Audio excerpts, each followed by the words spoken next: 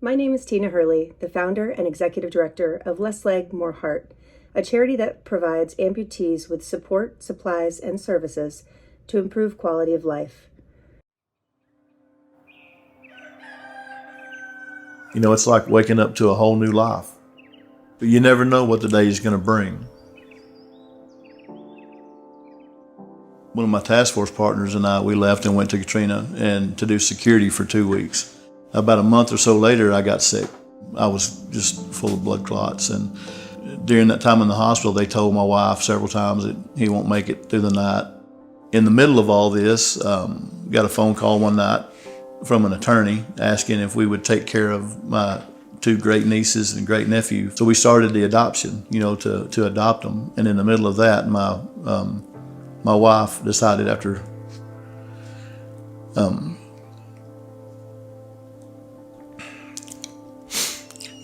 anyway, I went through with the adoption and I adopted them on my own.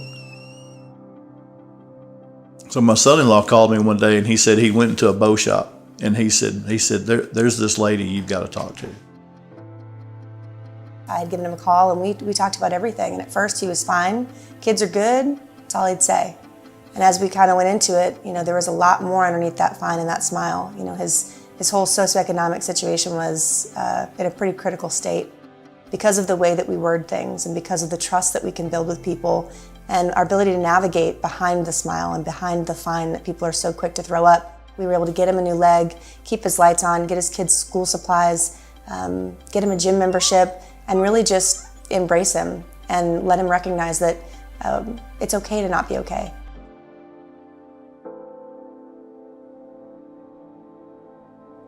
She saved my life, literally. I mean, I was going downhill so fast.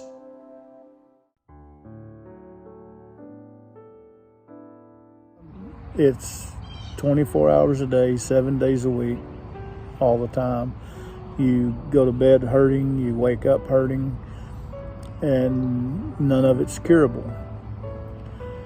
So you kind of look forward to the times when you sleep because it's the only time you don't hurt. It affects the way I interact with my kids. It affects the way I live my life. It's taken a lot of things away from me and from my family. Living with pain disrupts your life. It disrupts your relationships because when you're in pain, it reduces your margin, your ability to respond versus react. And often when I have higher pain levels, I hear myself snapping at my children, being dysregulated, unable to respond to their needs in an effective manner. And this is really difficult for me because I want to be the best parent that I can be. I also see how it impacts my work and my ability to focus. It impacts my ability to show up as a team member in an effective way. And it quite honestly, it stops me from doing the things that I care about, like rock climbing or cycling or running. When I have higher pain levels, I'm not able to do those things. And there are often days where I struggle to be able to get out and be outside, one of the things that really feeds me. It doesn't come from looking at myself and saying I'm not good enough. My fear is not that. At first, yes. I think I'm just very, very strong, so I can get over things very fast because a lot's happened in my life. I've had a heart attack at 38. I've had so many chances at life that I've beat it and still here. But my fear is, I have above the knee. My circulation in my good leg, only full leg I have, circulation is very poor. So there is a chance that I'm losing it. I mean, I was scared going into the first surgery to save my leg. So I was supposed to go in just to have a stent put in. But when they went in, my body instantly clotted off everything from my knee down, and there was no saving it. So it was either take it or I was going to, get septic and die. So my fear is they just told me that I have no circulation to my toes on the other side. So how do you get over the fear of knowing that I could lose the other leg?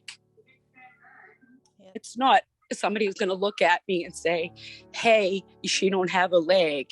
And, the things that people do. Because when I went on the plane for the first time, nobody looked at my face. They looked at my leg first, and I felt like saying, hey, I'm a person. I have a face. I have a story of why I don't have a leg. But their first reaction was a leg. Now I don't care. And it's only been like 5.5 months since losing it. I go out to the store. You can look at it. You can say what you want. I don't care. It doesn't bother me anymore because I know who I am. It doesn't define me. However, the fear of losing the other leg doesn't go away.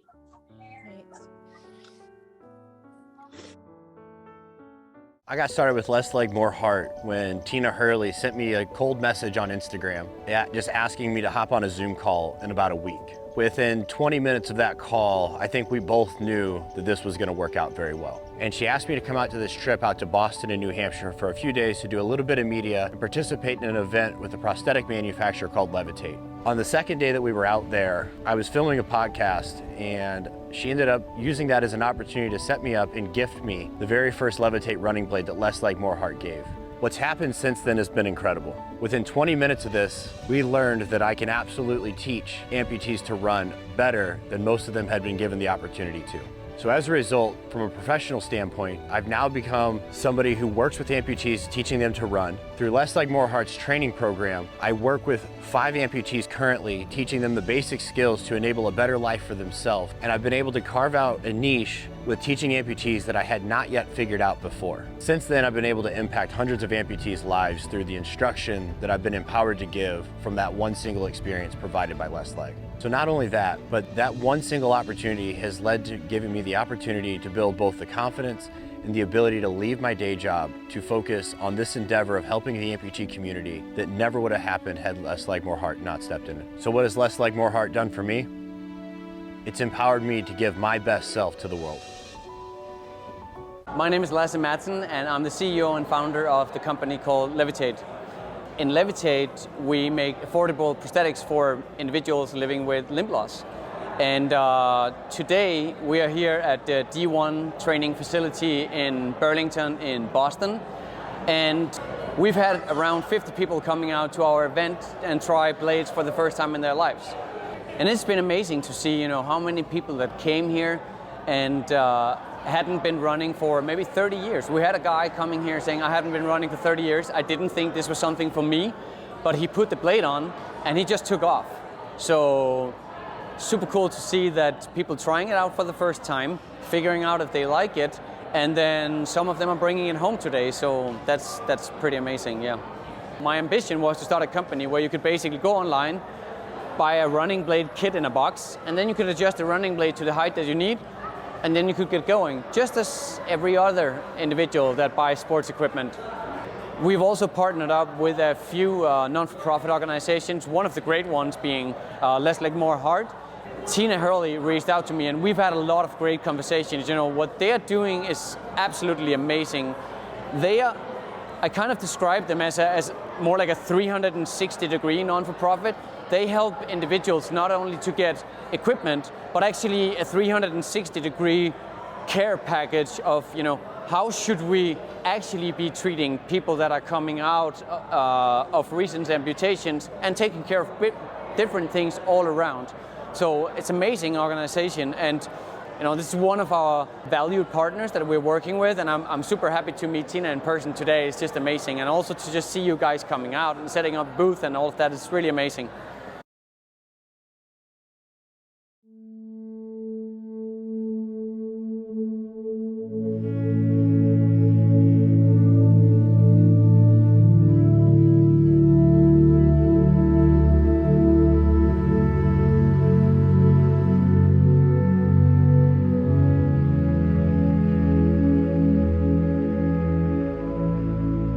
So when you were discharged from the rehab today, you were medically cleared and safe for discharge. Yeah. And then you were brought home by loved one. And then how'd you get it? Well, I had 2 of my friends here that were going to carry me up the stairs, basically like a refrigerator in the wheelchair. And 4 people basically lifted me up and carried me into the house. Because you had stairs and you're wheelchair dependent. Yeah. And you were discharged with no devices to assist you in getting in the home and no services? They basically knew that that I was very challenged on my home entry with the stairs, and that I was intending on sitting down on my butt and crawling up the stairs backwards and hoping to stand up at the end and get in.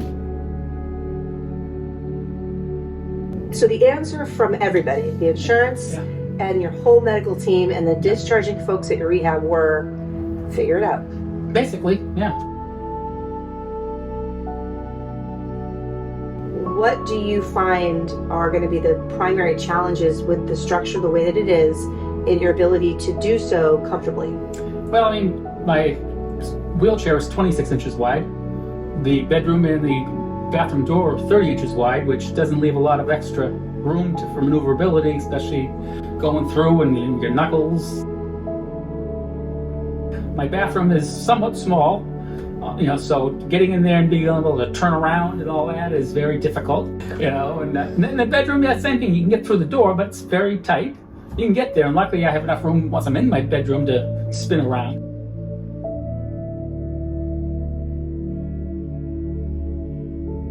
Again, I got no choice but just figure out how to do it on my own. Yeah. Okay.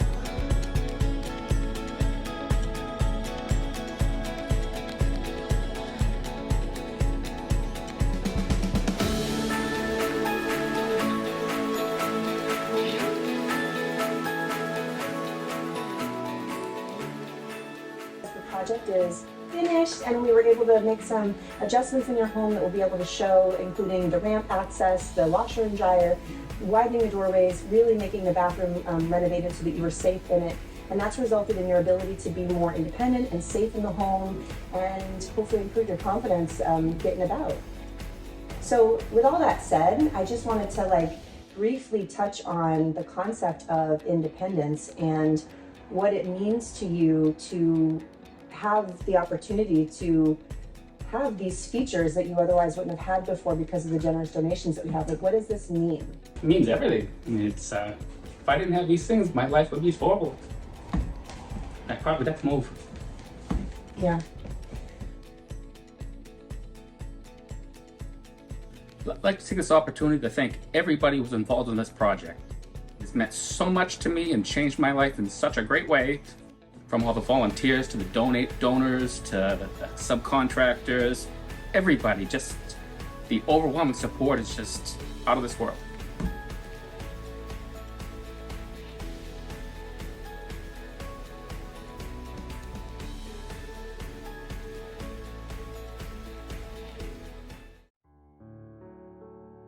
I am a Navy veteran, where I was a Fleet Marine Corpsman.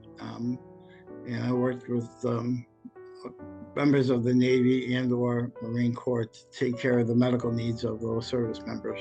I'm a bilateral below-the-knee amputee.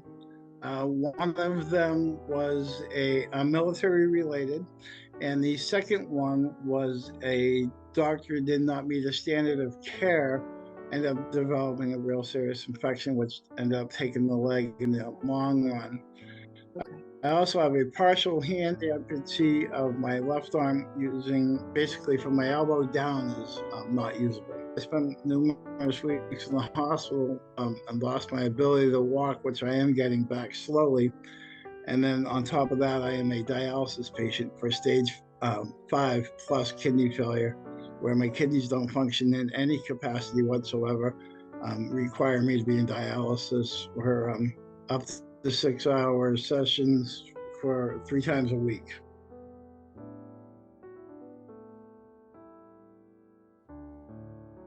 We lived in an apartment building in South Manchester, and one night we heard some weird sounds, and we heard basically a loud bang and then an explosion. Next thing we know, everyone's saying, "Get out of the building." We got the unit above us was on fire, and as a result, the trickle-down effect got to ours. And Manchester Fire was on scene within 3 minutes, but by that time the damage was done. While we were in that fire, in basically less than 5 minutes, we lost everything in our living room, kitchen, dining room, anything in that area of the house. It was just total devastation. And the fire department, they did what they could to save the building. I have nothing but praise for the Manchester Fire Department. Those guys went in without hesitation. They put the, matter of 3 to 5 minutes, the fire is out. We've lived in the hotel since June 20th of last year. I've talked with a couple different agencies. Everyone says they want to help, but a lot of them don't, or they don't have the resources to help. We looked at a lot of apartments, 2nd and 3rd floor. I'm in a wheelchair. How do I get up to the 2nd and 3rd floor? And then we found we were trying to stay out of the bigger complexes. And we looked at a couple, and we finally said, we're going to get into one of these. We looked at them, and the rental market is so ridiculous right now in the retirement community. And we looked at a couple other communities, 55 pluses, and they weren't available or didn't meet payment standards, or there was some reason why it was just holding us back. And being here, it's definitely taken a toll. I'm trying to get kidney transplant listed, and they're saying right now, no, because you don't have a stable house.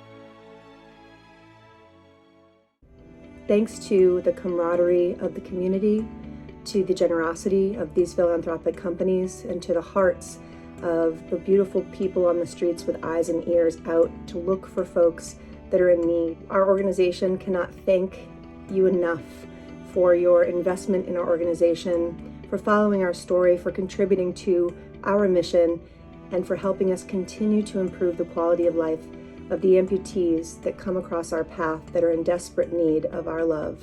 So thank you, and God bless.